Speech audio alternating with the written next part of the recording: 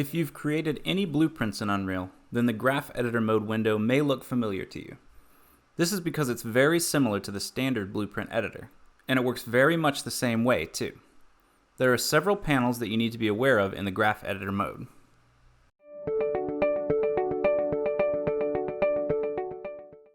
The event graph is where you will program your UI.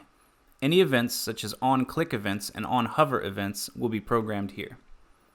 You can see that there are two unique events immediately available in a widget blueprint: an event pre-construct and an event construct. Event pre-construct works similar to a construction script.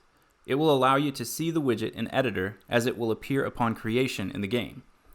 Note that some functions will not work properly when using the pre-construct event, specifically anything that relies upon elements that only appear at runtime, such as the player pawn and character. Event construct works similar to begin play. It will execute as soon as the widget is created.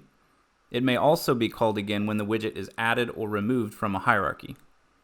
If you want to only call the event once at the start, use the onInitialized event instead.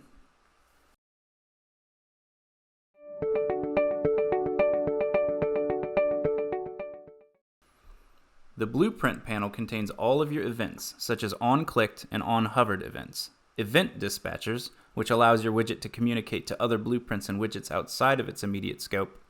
Functions, which are little self-contained bits of reusable code. Macros, which are similar to functions but with some differences that we will discuss. And variables.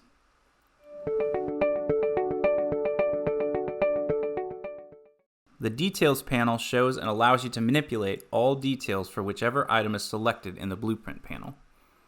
You can set variable defaults and function inputs and outputs. You can also set up the class settings and class defaults for the widget by clicking on their respective buttons at the top menu.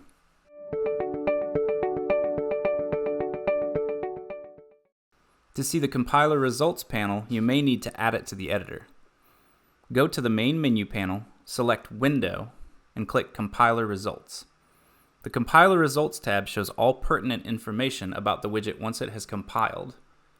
If there are any warnings or errors with the compilation, they will show up here.